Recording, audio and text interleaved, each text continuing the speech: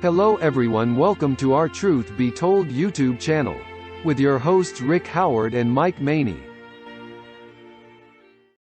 Hello everyone, good being with you again after a couple weeks off. I've been getting over a bad cold bug, so forgive me if I cough some through the session. I have to blow my nose once in a while, sneeze or something like that.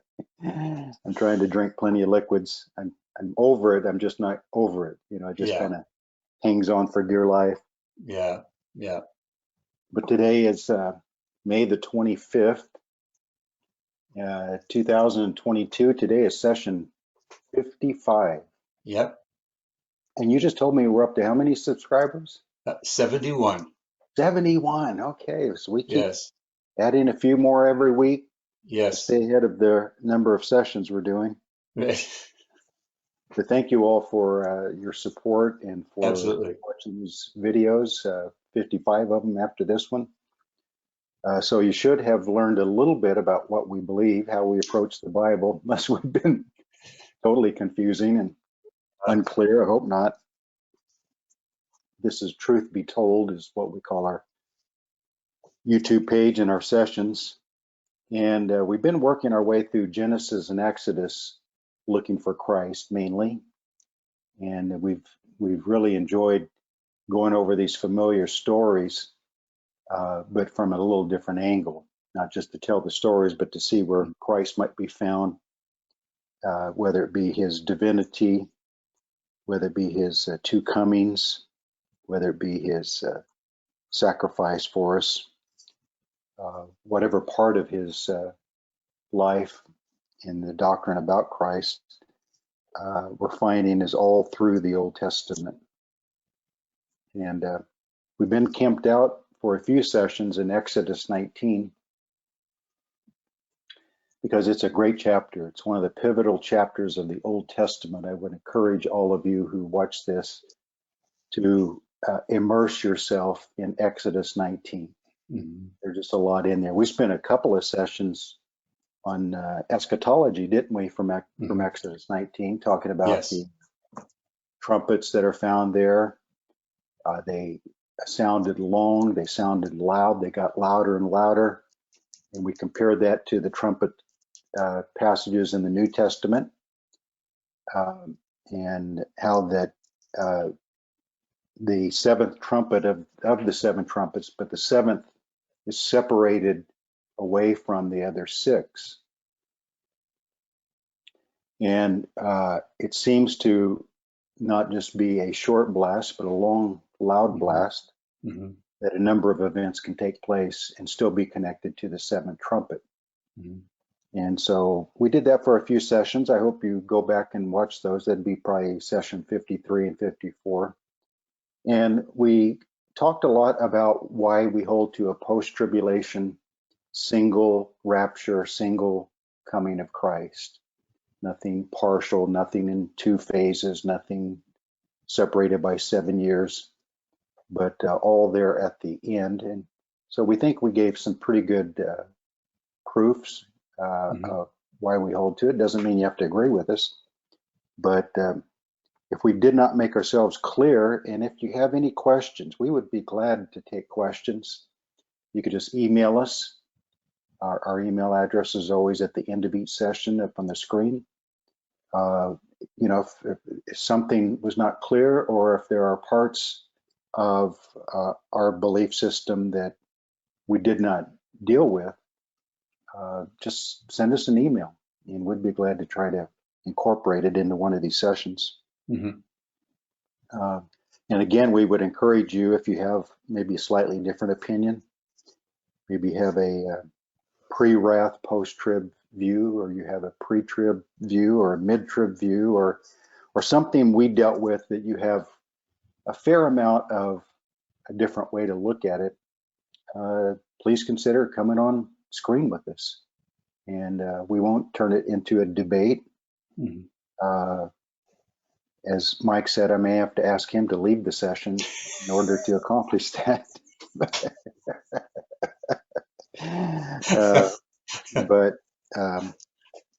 we would like for that to happen.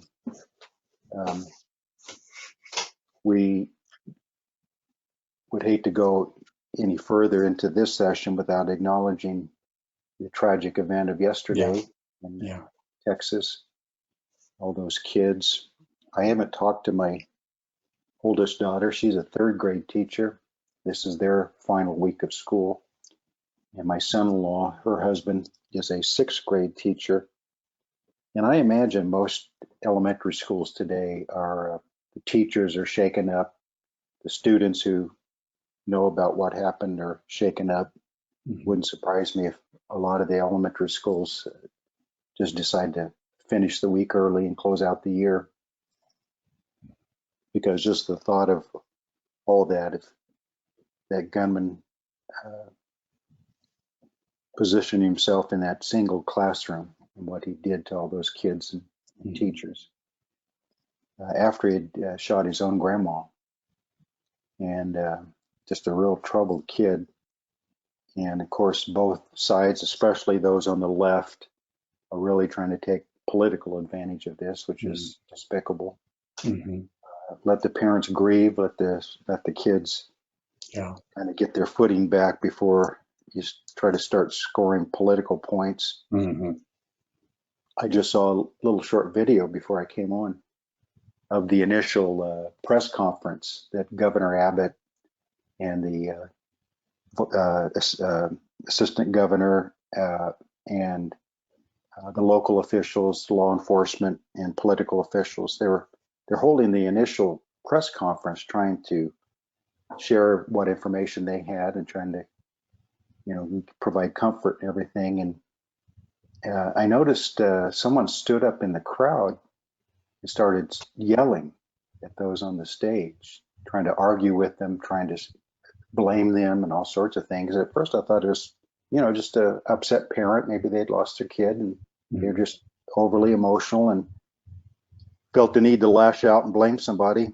But it was Beto O'Rourke, who's a famous politician in Texas. He tried to run for senator and lost. He, I think, is trying to run for governor this time. And I thought to myself, they finally escorted him out.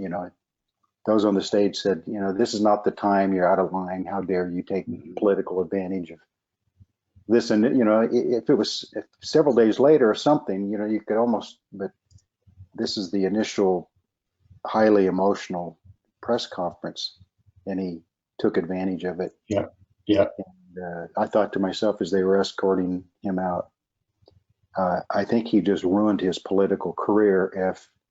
If anything's fair in life, he just ended it. It looks so terrible, so out of line. But that's what the left is known for. Of course, they're using this to talk about tighter gun control laws and all sorts of more regulations. Their answer to everything is pass a new law. And so, we're just kind of in that climate right now. And it's not, that I think that whole scene is kind of indicative of how things are all across the country, not just about the event, but about every event. It's everything. Everyone's just kind of lost control. I think we're actually seeing a lot of the unexpected consequences of the 2-year shutdown and the COVID hysteria and the political ball game that became. I think it really took its toll on people, and now people are trying to get back to normal, but they realize I'm not so normal anymore. It really took its toll on me.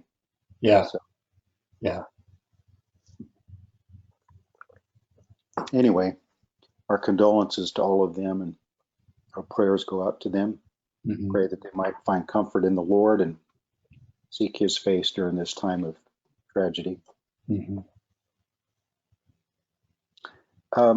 wanted to get back into Exodus 19 today, and I was hoping we could, not only can we use Exodus 19 to really jump into the subject of eschatology, we can use Exodus 19 to jump into the subject of the local church the principles underneath the idea of Ekklesia is found in this chapter. And we've asked a question a few times: when did Israel actually become a nation? Was it while they were in Egypt? Was it before the plagues?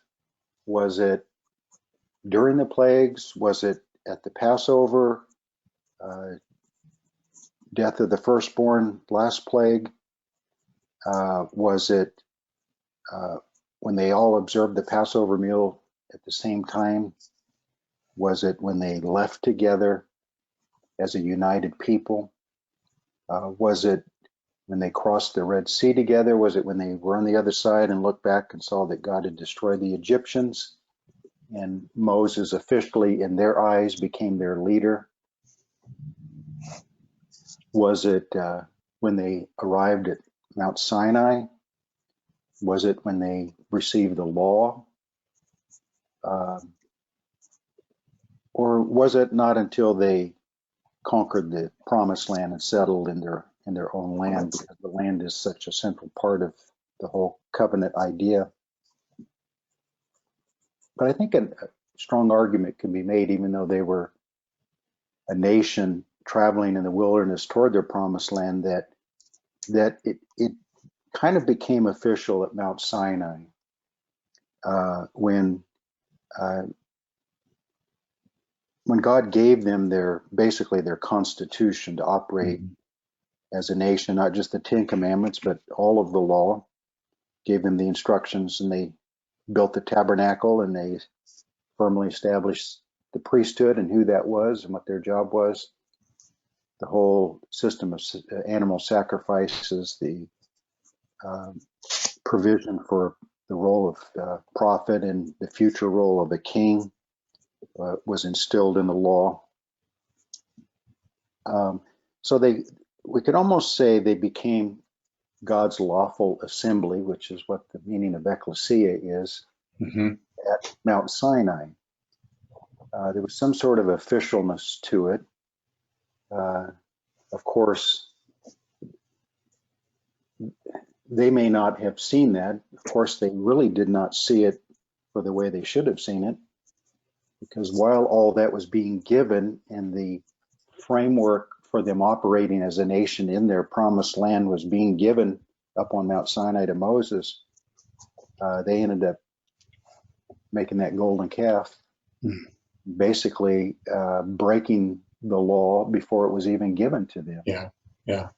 That's the kind of the symbolic truth of when Moses came down carrying the 2 tablets of stone written by the finger of God.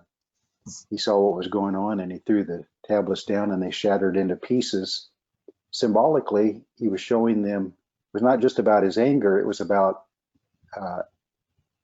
you're already breaking that which I was bringing down to you to instruct you. If we examine exactly everything that was going on with the golden calf, we could probably find that they were breaking maybe all 10 laws. Who knows? At least the majority of those 10 commandments they were breaking in that event. So just find it kind of interesting that while God was trying to turn them into a holy nation, they were acting as an unholy nation. And that kind of became the course of their entire future. But I wanted to start, before we look into a few verses in Exodus 19, with I wanted to read a paragraph from a volume 1. It's called The Theocratic Kingdom by George Peters. It's a 3-volume set, the way I have it. And I started reading through it again the other day. I have a lot of it highlighted. He lived in the 19th century, kind of on the far end of when so many major religious movements were getting started, like the Jehovah's Witnesses, as they became called, the Mormons, as they became called. and the hard shell movement and the Carmelites, the Church of Christ. There were just a whole lot of large new religious movements, and most of them had as a strong foundation a belief, a particular belief in eschatology. Eschatology was at the heart of what a lot of them were about. And so there began to be a lot of eschatology conferences in England, Ireland, Scotland, and then in America that became very popular. And a lot of prophecy, prophetic eschatology books were being written. A lot of public talks were being given. It was really a lot of heightened interest. And George Peters came along and wrote this Theocratic Kingdom. It's pretty amazing, actually. He was bedridden for a lot of his life, writing a lot of this down in just scraps of paper here and there. And you look at the footnotes in the bibliography of all the works he referred to. He referred to hundreds and hundreds of books, not just religious books, but history books, science books, political books. I don't know how he did it before the computer age. Yeah. But anyway, he did. And some people came along in recent years and sent out a updated version. So I have it. I've had it for years, and a lot of what he presents is from what we would call what is called a covenant theology view, as opposed to strictly a dispensational. And so even though he was not a landmark missionary Baptist, he was honest enough with his study of scriptures to end up with that view. Mm-hmm. And he probably gives one of the best summary descriptions. I've said before, I don't like to call it covenant theology because you look up in Wikipedia or whatever in history, and covenant theology is more of the belief system and practices of like the Pilgrims and Calvin. Pardon me? And Calvinists. Yeah, just breakaway groups. Yeah. Anabaptists. And they practiced a real strict adherence to the Old Testament law and believed in church-state marriage and just a lot of those things. So I don't like to be linked with the historical movement called covenant theology, but that's kind of what it's called today because it puts an emphasis on the covenants and the promises given in the covenants as a way to unify the great themes of the Bible through the subject of the kingdom and the return of Christ, as opposed to dispensationalism that chops the Bible up into separate ages, each with its own set of rules and destinies and really strict difference, even opposition between Israel and the church. The twain shall never meet, they have different sets of promises, different destinies, different everything.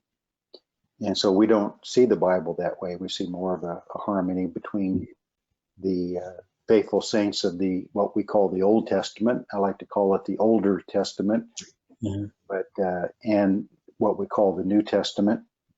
And that the heart of that is God's promises given in the Abrahamic covenant that were renewed in what is called the New Covenant, enlarged and certainly placed into the person of Christ at his first coming. Already was there, but made manifest then through his death and resurrection and ascension. And that the church is an outgrowth of all of that. And I like to tell people, because one of the biggest debates or different ways of looking at the Bible is to simply ask someone, how do you see the similarities and differences between Israel and the church? And just kind of let them explain that, and you kind of get an idea whether they're dispensationalists or not, or so forth. And I like to tell people, if you figure out Matthew 21:43. I will take the kingdom from you and give it to a nation bearing the fruits thereof. That's the church. And then Romans 11:17, about that famous verse. Let me quote it exactly. Romans 11:17. If some of the branches were broken off, and you being a wild olive tree were grafted in among them, and with them became a partaker of the root and fatness of the olive tree. So we like Romans 11:17. It explains a lot. It's kind of at the heart of what our view of the whole Bible is, that the church is not a separate olive tree, but the church are those who are grafted into the same olive tree. Mm-hmm. That Israel was the natural branches, the natural seed of Abraham, those who believed, those who humbled themselves and committed themselves to the true God and were circumcised in heart. They were the branches on that olive tree. But those who rebelled and those who rejected God's way of doing things, from the heart especially, were branches pruned off. They were the chaff as opposed to the wheat. The wheat were the branches left on the olive tree. And then the purpose of the church is to, the church is the way, let's call it that, that God designed to provide Gentile believers to come into that same olive tree. And so the church is not a separate olive tree. It's grafted in, became part of the same olive tree. So I wrote this kind of little definition down. The church is God's way of continuing the promises to Abraham, while at the same time bringing Israel into and through covenant discipline, as well as bringing Gentiles into the promises while Israel is under that covenant discipline. But in the end, the natural branches and the grafted branches will be the same olive tree, because the natural branches will be saved, rescued, not just physically, but spiritually at the return of Christ. And Romans 11 says God is able to graft them back into their own olive tree, and they will. Mm-hmm. So the Gentiles are brought in, but not as Israel thought. You know, Israel always knew that God was going to bring the Gentiles in. A number of scriptures in the Old Testament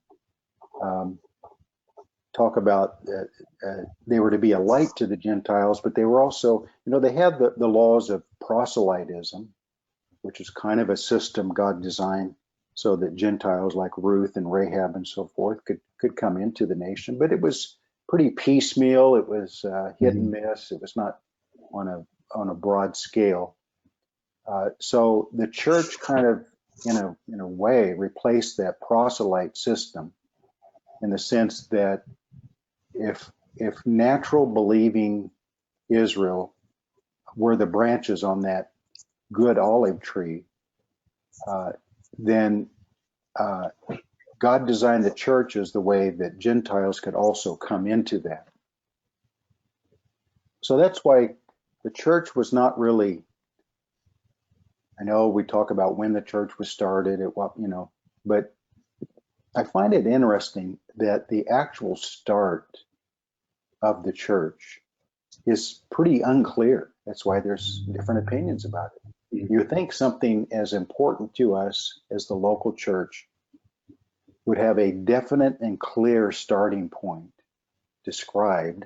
And I know everyone who has their position, seashore, Jordan River, mountaintop, so on and so forth, they all say, everyone says, well, there is a clear point. I'll show you, But the fact that there's so many different opinions about it helps me to understand that God is trying to tell us, yes, this is a new nation, but it's the same olive tree. Mm-hmm. So it's a little bit vague, as to when it actually started, but we do know it started with only the wheat, the branches left on the olive tree of Israel. So there's that continuation idea built into the beginning of the church. So not as if the old people of Abraham physically, who also were his seed spiritually, stopped suddenly, and then the church was something, brand new, totally distinct and different. If that was to be the case, Jesus could have easily started the church with Gentile believers. He could have gone out to the Gentiles and said, this is going to be something completely distinct from the seed of Abraham, from the nation of Israel. I'm going to start it with Gentiles to show that complete separation. And I would think strict dispensationalism would wonder why he didn't do it that way to show that distinction. But he didn't. He purposely started with Jewish believers because he was trying to show the olive tree continues with natural branches still left on. I'm just going to engraft new branches from the Gentiles onto this same olive tree. And that's in general how we look at the start of the church and the purpose of the church. But I wanted to read this paragraph. I know you thought I had forgotten. But the theocratic kingdom, George Peters, he says in my book, page 404, Proposition 63, his proposition is this: the present elect to whom the kingdom will be given is the continuation of the previous election, chiefly in another engrafted people. And I just want to read this one, observation number one. He says, both elect are the seed, the children of Abraham. Both sets of branches are on the same stalk, on the same root, on the same olive tree. Both constitute the same Israel of God, the members of the same body, fellow citizens of the same commonwealth. Both are Jews inwardly, quotes Romans 2:29, and of the true circumcision, Philippians 3:3, forming the same peculiar people, holy nation, and royal priesthood. Both are interested in the same promises, covenants, and kingdom. Both inherit and realize the same blessings at the same time. Now, that's a pretty good summary, isn't it? That is. A pretty good summary. Yeah.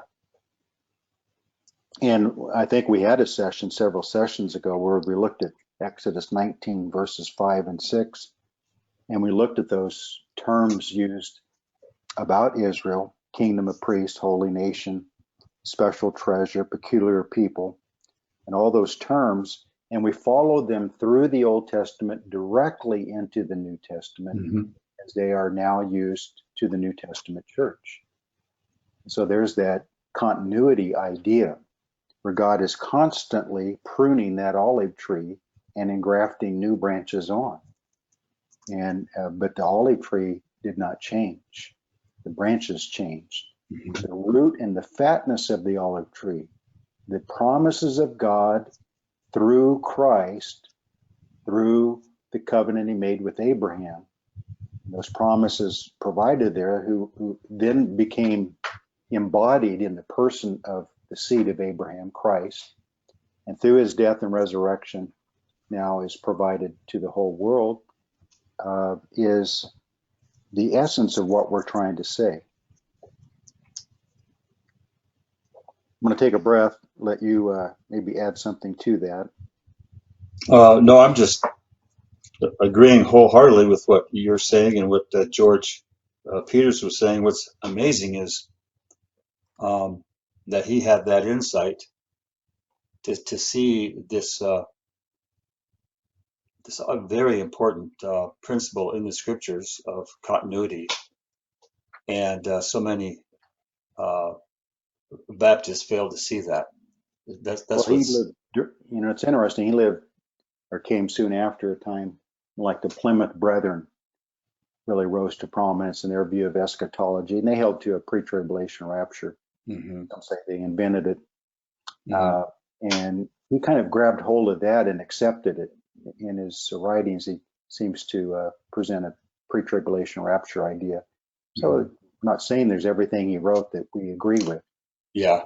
But regarding the continuity idea, there's much to be said about that. And one thing I wanted to look at today is this kind of building on everything I've said so far, is this Ekklesia principle that's found in Exodus 19. And we've said all along that the principles and roots of New Testament doctrines are to be found in the Old Testament. And Ekklesia is no different. It says in Exodus 19:2, for they had departed from Rephidim and came to the desert of Sinai and camped in the wilderness. So Israel camped before the mountain of God. So you have the different tribes traveling together, but now they camp at a common place, Mount Sinai, called the mountain of God. And so this idea of Ekklesia is shown based on this, and I want to show why I say that. There's a particular word used often about Israel in the Old Testament, the Hebrew word Qahal, Qahal, and it's often translated as assembly, lawful assembly. They're here at the mountain to receive the law, so they are becoming a lawful assembly. And that word Qahal, used a lot in the Old Testament. It's interesting when the Greek version of the Old Testament was made, the Septuagint, they chose to translate Qahal as Ekklesia.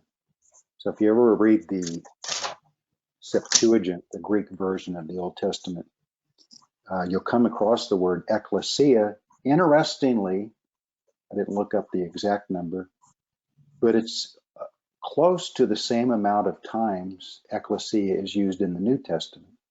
Mm-hmm. Used in the New Testament about some say 112, some say 115, whatever, but over 100 times Ekklesia is used in the New Testament. And interestingly, only 2 times in the Gospel, 3 times, because once it's used twice in Matthew 18, it's referred to twice. Matthew 16:18, of course. But with only those 2 passages and 3 times total, we get 2 really important truths about Ekklesia. Mm-hmm. In Matthew 16:18, we get the truth of the foundation. Upon this rock I will build my church. We get the idea of perpetuity. The gates of hell shall not prevail against it. And then in Matthew 18, we get the key truth of church authority and church discipline. If you and your brother become offended, go to your brother. If not, take 2 or 3. If not, tell it to the church. If he won't hear the church, let him be as a heathen man and publican. So authority, discipline, foundation, perpetuity. Those are 4 really, really important parts of the doctrine of the church, Ekklesia. And you get those in the few times it's used in the Gospels. You don't even have to go into Paul's writings or anything to get the start of that. But the fact that Qahal is translated as Ekklesia in the Septuagint tells us how they looked at those 2 words as being synonyms of each other, being so similar to each other. And both can be defined as lawful assembly. And But I wanted to read to show this is what is taking place at Mount Sinai, them becoming a lawful assembly. I want to go read a few verses over in Deuteronomy. The first one is Deuteronomy 4 and 10.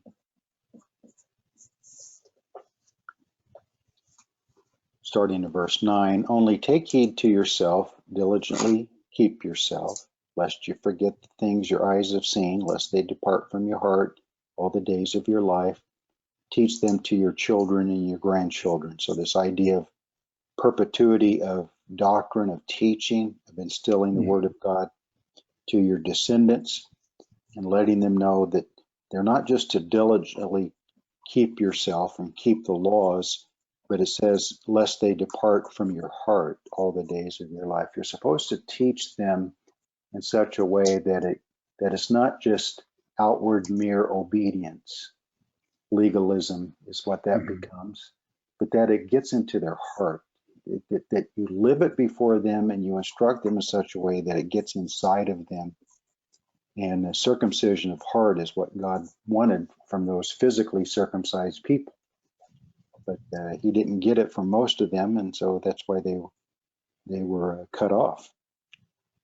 Verse 10, especially concerning the day you stood before the Lord your God in Horeb, when the Lord said to me, gather. And that word gather is the verb form of Qahal.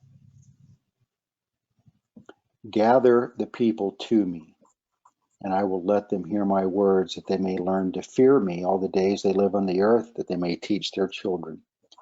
Now, is there a better definition of what the essence of Ekklesia means in the New Testament?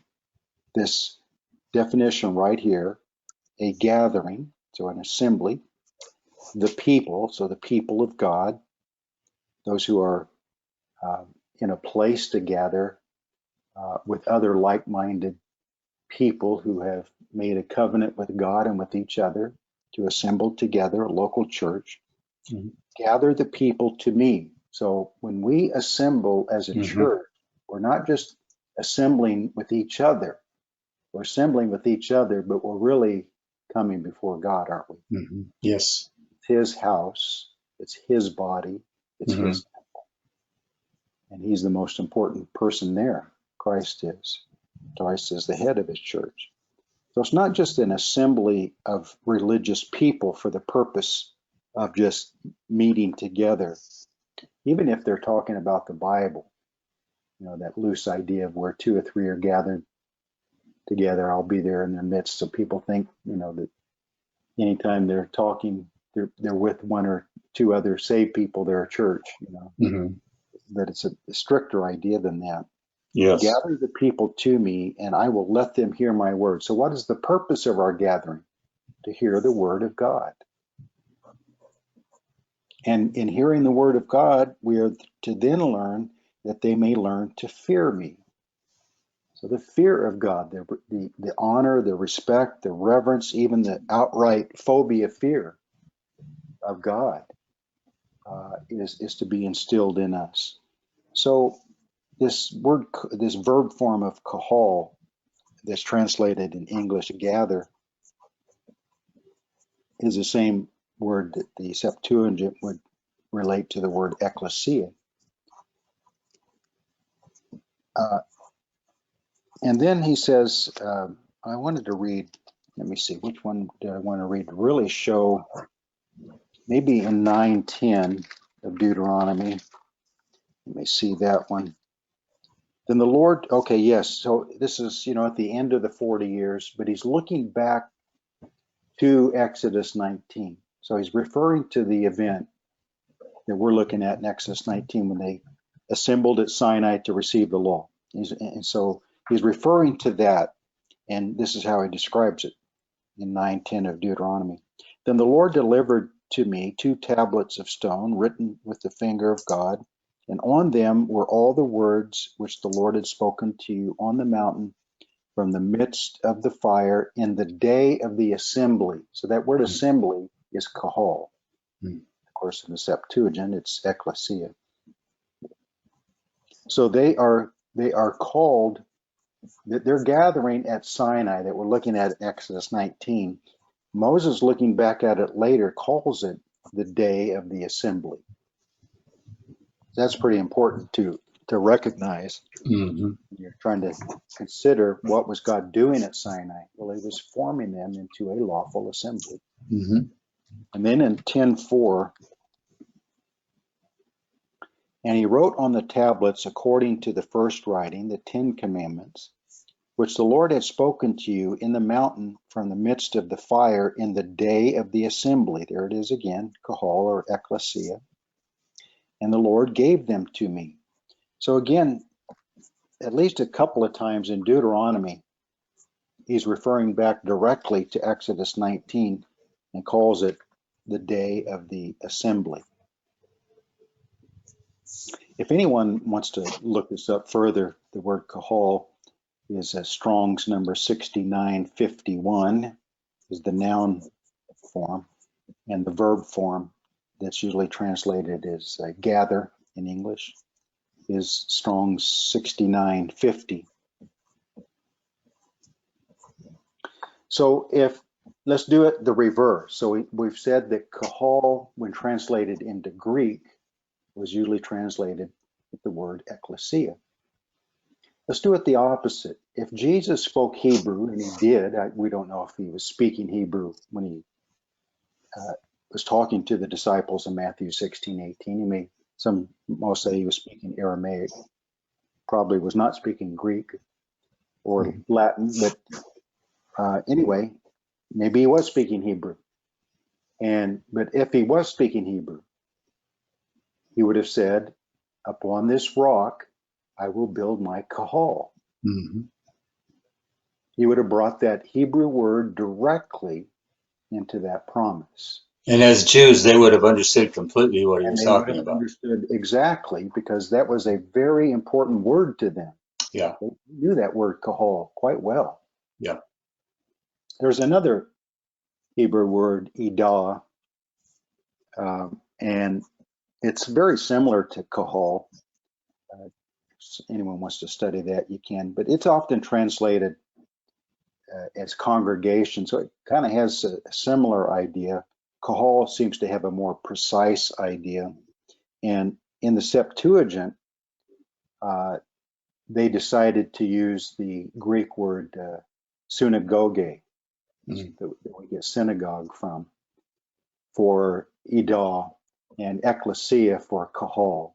So it shows there's a slight difference, but they're very similar. And in our English Old Testament, both words will be translated at different times as a congregation, not as much assembly. That's more Qahal, but be that as it may.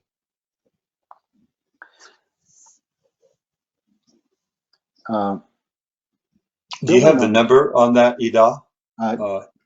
Probably. I just don't have it in front of me. Okay. I don't want to give you all the answers. make it go look for it. I'm sure I'm probably looking right at the number.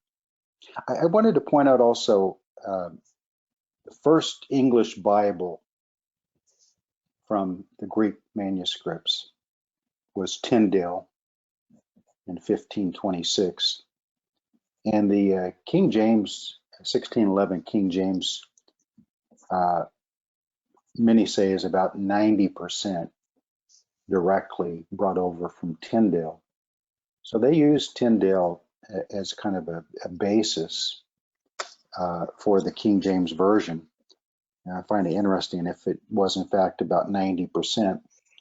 And the reason I bring that up is that they held a very high view of Tyndale's translation into English, but there was a few exceptions, and one of those was the word ekklesia.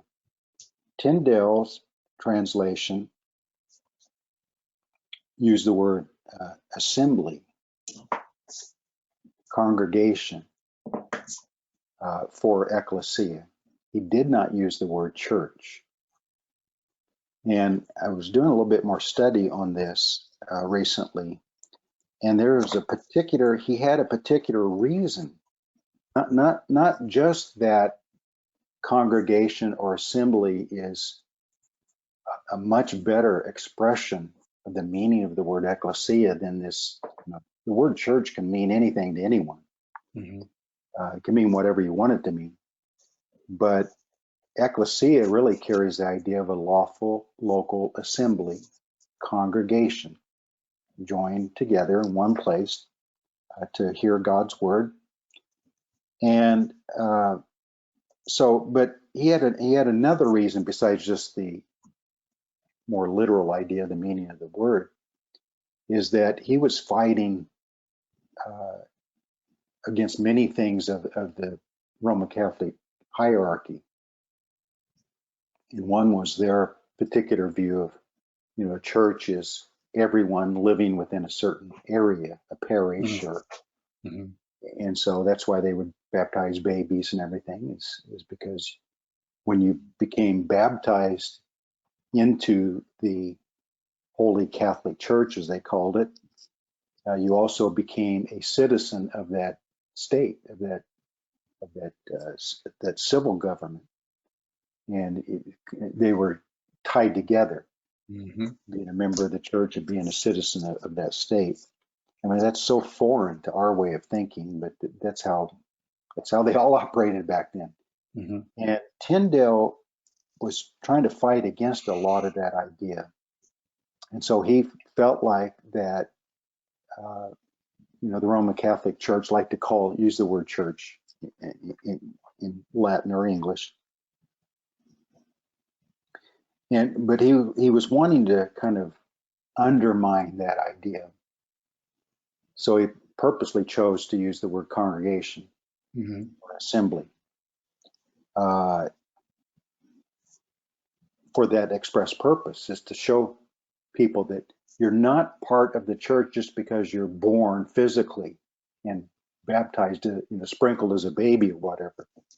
You're a member of the church by choice, and it is distinct, called out from society into a local body of believers. Right. Yeah. He was really wanting to get more, and that's a much truer idea of the word ekklesia. So he chose to use congregation or assembly. If this had been followed, and I know some of you are close, maybe not quite, or maybe you are quite King James only in your beliefs. I think I'm making too big a point of this.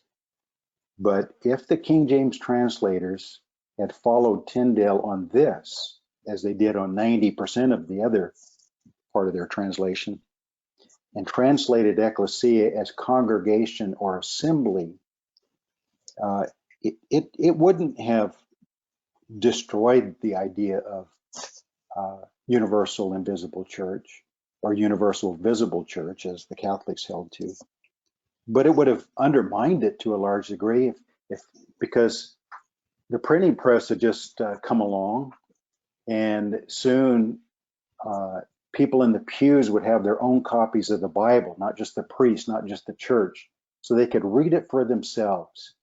And if people in the pews were reading the New Testament in their homes, and every time they came across ekklesia, it was translated as assembly or congregation, that would have raised a lot of questions they were going to ask the priest. And the priest didn't want them asking those questions. So they first tried to prohibit, the lay people from even having a Bible. And then King James came along as the successor to Henry VIII and the Church of England, which is basically a remodeled Catholic church. And he set down a number of rules to the translators. And rule number 3 that he gave to them to follow is this: the old ecclesiastical words to be kept. In other words, the word church not to be translated as a congregation. So they were forbidden to properly, more literally, translate ekklesia. they were told to use the word church, which later English versions of Tyndale started using the word church, because the Church of England held a similar view to what a church is to the Roman Catholic Church. And so if you get the lay members to start thinking, well, okay, if Ekklesia is really a lawful assembly, what are the laws that must be followed in order to be a lawful assembly? And if one of those laws is you must have a testimony of faith and you must receive immersion for baptism, then how come we're practicing it different in the church I go to, the state recognized church? So they didn't want their state recognized, their state married to the civil government church. The king was the head of the church. He is the civil ruler and he's the religious ruler. And they kind of liked it that way. And so if you translate Ekklesia as church, then you can continue to tell people what a church is, rather than them deciding for themselves. And then you can break all the commandments, as did Israel. Yes, exactly. And still be a church. And still be a church, Exactly. And the king can still be the religious head of the church. And so, I have the same pet peeve about the word baptizo. They decided to transliterate it as baptize or baptism instead of actually interpret it or translate it properly as to dip, which is probably the best word, or immerse or plunge.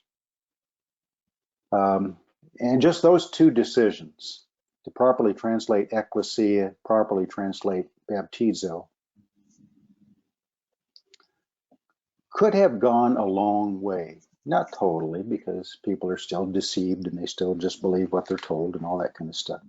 But it would have gone a longer way toward people understanding what proper baptism and proper church should be defined as.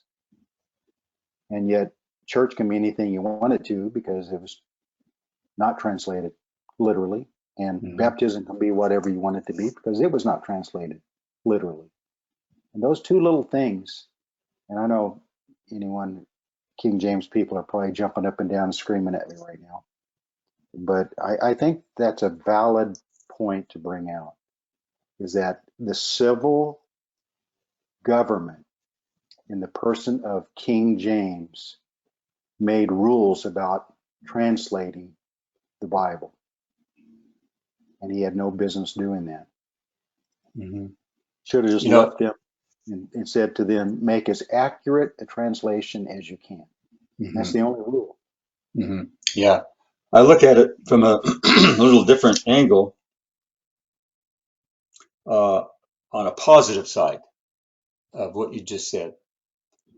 Just as among the nations, God was carving out his own nation and gave him his own laws, his own word, which would really keep them distinct or separate from the religious laws and beliefs of the other nations, the polytheism and such, that Israel would stand out as that people of God. And so when these religious entities messed with the scriptures in the way that you're describing, it really did ferret out those who were not sincere, and making those who would be sincere stand out. They would become a much narrower class of people, to rigorously hold on to these truths. So it really did filter out those insincere people, while the sincere people would hang on to the Word of God. In other words, among the sea of religious nations, as it were, there would be one nation that would hold to the truth. And we know them now as landmarkers. There may be others, but we generally look at this nation as the landmark Baptist.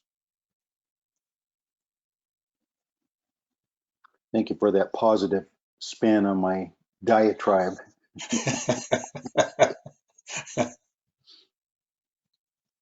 Maybe the best place to go and show the idea of ekklesia as it was used in regular daily life during Bible times, because it was not a brand new Greek word invented. Right. Jesus grabbed hold of a familiar word. Whether he actually spoke the word ekklesia or not, probably not. But when the Bible was written, some say Matthew actually wrote his original in Hebrew. Mm-hmm. It's an interesting idea. Yeah, it is. Yeah, Matthew wrote his original version in Hebrew, he would have used the word Qahal, Mm-hmm. Matthew 16:18. But whatever language he wrote it in, it was either Qahal or Ekklesia. Whatever word Jesus spoke when he spoke it to them, it is the same idea as Qahal or Ekklesia. But maybe the clearest place to go is in Acts 19. You've probably used this too. That riot at Ephesus with the silversmith Demetrius and all that group that gathered together. And it says in Acts 19, the word ecclesia is used 3 times, I believe, in this story. Oh, I have a footnote here. See, I have this wide margin Bible, and I have all these notes written in the columns, and I forget to look at the notes. But I have here in a footnote that ecclesia used 112 or 115 times in the New Testament. And Qahal is used 123 times in the Old Testament. It's almost exactly the same amount. I just find that kind of fascinating. Mm-hmm. But in verse 25 of Acts 19, they were upset because preaching of Paul and his companions were costing them money. And so, verse 25, he called them together. That's the essence of the meaning of ecclesia. Called together. So not, we say it means called out, but it's the result of the calling out. It's not just the calling out, but it's those who answer the call and assemble together. So it's the result of the calling out is more the idea. He called them together with workers of similar occupation. Okay, a church is a calling together of those with a similar occupation. We're the called, the elect of God for a particular purpose. And as they go along, it descended into confusion. So it says down in verse 32, some therefore cried one thing and some another, for the assembly, the ekklesia, was confused. And most of them did not know why they had come together. So at this point, it started out in verse 25. He called them together with workers of similar occupations, and he stated the purpose of why they gathered. So it started as a lawful assembly. It had the full meaning of ekklesia as used in secular life of the Greek culture. But by the time we get to verse 32, it's no longer a lawful assembly or proper ekklesia because they had become confused. And so in verse 39, they were getting ready to dismiss it because it was no longer meeting the proper function of an ecclesia. So verse 39, but if you have any other inquiry to make, it shall be determined in the lawful assembly. So if we want to deal with this in the future properly, we will call a lawful assembly. We've become something other than that at this point. So in verse 41, when he had said these things, he dismissed the assembly, the ecclesia. So an ecclesia is something to where a group of like-minded people can be called out and gathered together for a specific purpose. Mm-hmm. I like what one old preacher said, the idea of a local church, ecclesia idea. He said a church is something you can photograph. Yeah, I've heard that. Yeah. That's a pretty good idea, yeah. So they're all together in one place. You take their picture. And an ecclesia is something that can be dismissed. Verse Mm-hmm. 41. So universal and visible church idea of all the saved are part of the body of Christ, meaning the church, is not only false, but it can neither gather together at one time Mm-hmm. or it cannot be dismissed either. And so it doesn't really meet the criteria of the meaning of ecclesia.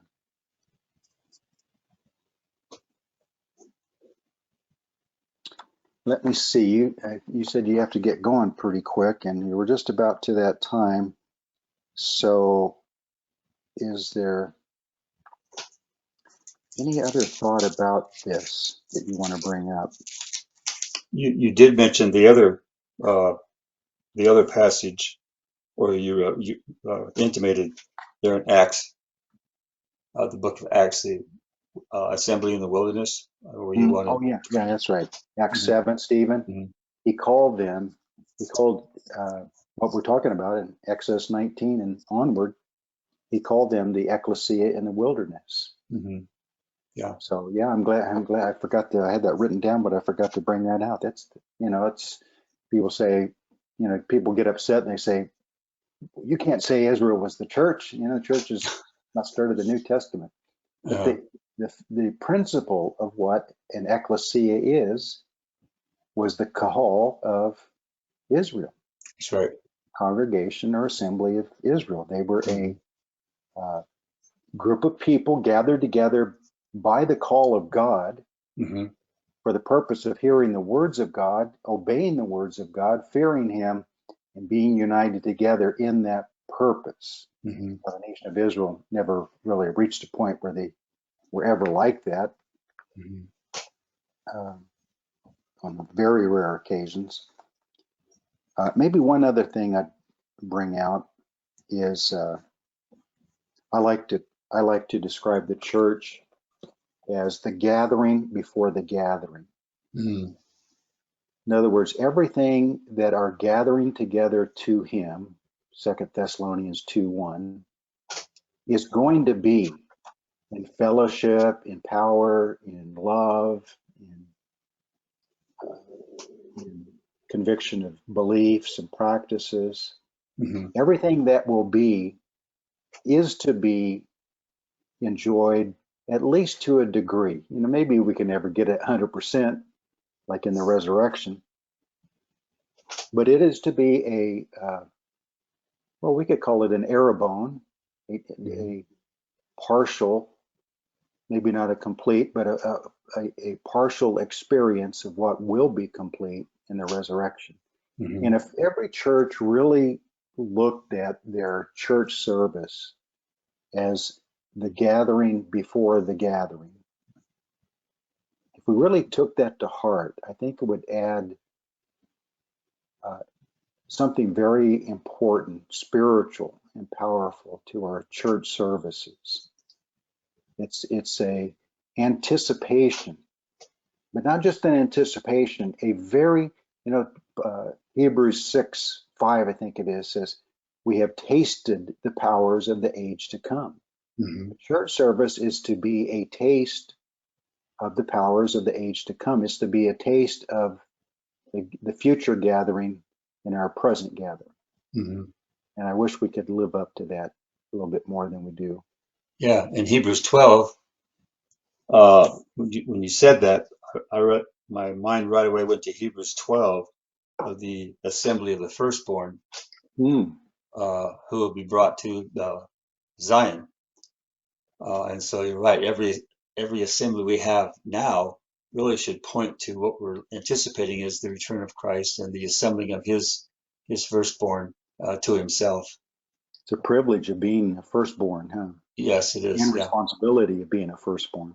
Yes. Yeah. So And Israel was His firstborn son nation, and they fell short of that responsibility. So, like you said, today's nation his is, firstborn son, Jesus, did not fall short of it.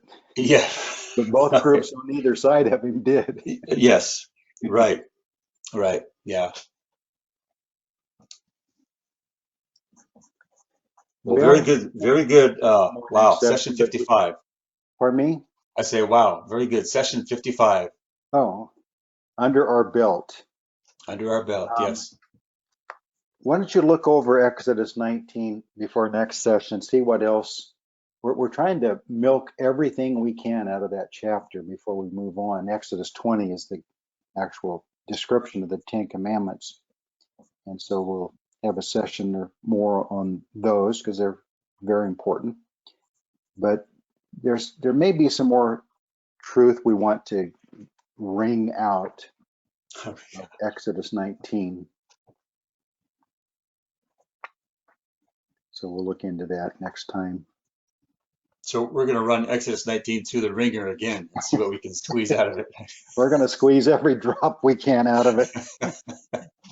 We Makes want makes people, when they're through with these, ever how many sessions are in Exodus 19, to say, boy, they must really like Exodus 19. They they took it literally that they were going to camp out with Israel at Mount Sinai. yes, Maybe right. one thing we can look at next time, Mike, and I think you sent me some material on that, is uh, it appears Moses went up and down Mount Sinai 3 separate times just in chapter 19. So that's interesting. And if we kind of skim through Exodus, hmm I think I have written down that some of them it's hard to really tell, but hmm hmm he may have gone up and down Mount Sinai 7 or 8 times. Most all of those are described in enough detail that it's clear he came down and went back up. So might be good to point out. Yeah, yeah. Maybe take a look at that before we move on. But you And mentioned the wringing it out. That makes me think of those old wringer washers where you would you'd feed the you clothing through remember the those as wringers. a kid? Yeah, then you'd well, it still has too much water in it, so we'd feed it through again. Yeah. And then you go hang it on the clothesline outside. Right, right. Are Doesn't we seem dating long ourselves? ago. What's that? Are we dating ourselves? Yes. And then you'd have this big pile of we'd have a big pile of clothes that needed to be ironed.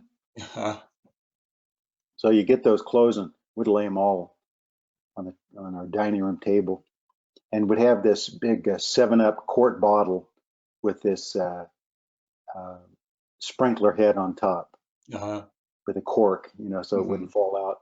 Yeah. And you fill that full of water and you turn upside down and sprinkle the clothes Yes, yes, before you right, ironed them, because they didn't have a steam iron or anything. If right, they did, we right. couldn't afford the extra 50 cents to buy it. When I was growing up, 5 kids and my grandpa, and we'd keep those big old pile of this is the ironing pile.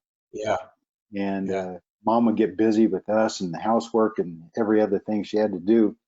Sometimes that pile got pretty big, so she'd call us all us kids in. Okay, time to sprinkle the clothes for me. And she Yes. wouldn't let us iron because she knew that would be a Yeah, disaster. yeah, But yeah. yeah, and then there'd always be a bunch of clothes hanging on the line outside. Every once in a while, we'd get too rambunctious and we'd run through the clothes and knock some of them off and get in trouble. hmm And the old wooden clothespins. Wooden clothes. Yeah, right. Oh, those were the days, Yeah, brother. those are the days. I long for those peaceful days. I told hmm someone we had to have our hot water heater replaced this morning. Ouch. Oh, How expensive everything's gotten. My word, I yeah, couldn't believe it. I about fainted when he gave me the quote. yeah, But anyway, he did the job and we have hot water again. yeah, But yeah. it's going to be 103 today here. I think you said something going to be like 50s Well, there. it's 59 Put my now here. jacket on. I have my shirt sleeves and I'm hot with the ceiling fan on over me. It's going to be 103 here today. So the Oh, guy shows up to replace the hot water heater. He said, "I'll be there about 8:30." Well, he showed up at 7:30. He said, "I want to get an early start. It's hot." Uh, and so, oh, uh, it's summer in the valley. But yeah, we got that reinstalled and talk about the energy prices. Now everything's gone sky high, and that's life. Yeah. So I tell people I grew up hot. We had a swamp cooler, Yeah. Mm-hmm. and 8 people living in the house. 3 sisters slept together, and me and my brother slept together Yep. in the same bed. And Yep. you'd lay there at night sweaty. Oh, You had yeah. a little crack in your window so that it would draw out create a draft for that Mm-hmm. water cooler air to Mm-hmm. come back a little bit on you. Yeah. We didn't have Yeah. no ceiling fan or anything. Yeah. And you could lay there and sweat. And you had to So, keep that straw wet that inside that swamp cooler. yeah, You yeah, know, yeah. You had to keep you had it to keep wet. it wet. Yeah. Every once in a while, you had to climb up. It usually happened on the hottest day of the year. Have to go Mm-hmm. change those straw pads. Yeah. Yeah. And on an extra hot day, I even at one time would put dry ice inside because it would have a pan of water at the bottom that it drew Mm-hmm. from to keep those straw Yeah. pads wet. I Yeah. put, or a bag of ice or dry ice or something to try Mm-hmm. to get that water colder, so it went over the pads and the air blew through it. It would be a little bit Mm-hmm. cooler air. Mm-hmm. And so now, I know it's not being a responsible citizen or whatever, but I'm tired of being hot like that. So Yes. turn Yes. down my air. I don't mind it so much in the day. I can get by a ceiling fan or whatever until it gets real hot in the afternoon. But at night, I turn down the air conditioning. I don't want to sleep hot anymore. Mm-hmm. And so then I get my PG&E bill every month, and I think maybe I should rethink that. Have to take out a second mortgage to pay my because we have PG&E not just for gas but for electricity too, and those Yes. rates are much higher than the local water Y- district electric Yeah. rate. Yeah. Yeah. And now they started. Not only did they raise the rates overall per kilowatt hour, but they have a special penalty rate, extra higher rate for what they call peak hours. So they tell you don't use electricity during these peak hours. What are the peak hours? Well, I think it's from noon or 1 o'clock in the afternoon to 9 at night. So when you need it the most, like in the early evening, the house is baking, you want to turn the air conditioning, they charge you extra high rate to try to discourage you. And even though it costs me more, that the rebel in me says, I'm willing to pay more just to show them I'm not going to sit here and sweat and be hot just because Yeah. they're trying to charge me extra. But people think I'm crazy for thinking in that way. But Well, the coolest house in California at that point during the peak hours is the governor's mansion. yeah. You don't think he's turning his down, do you? And the various government Yeah. offices. Yeah. Uh-huh. I've gone to those places. You better put on a sweater before you go in. Yeah. So in Right. our house to stay hot. Uh, Anyway, really. you got to get going. You said it Yeah. 2 o'clock your time. Yeah. It just Yeah. turned 2 o'clock.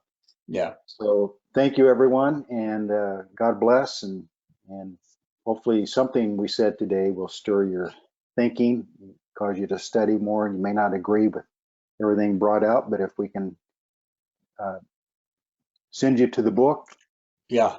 study more, then that's worth it. Yeah. You must Amen. prove us wrong. Yeah. Amen. Well, thank you everybody for Take care, watching. Mike. Good All right. talking to you. Have good Good talking church to you. tonight. Thanks.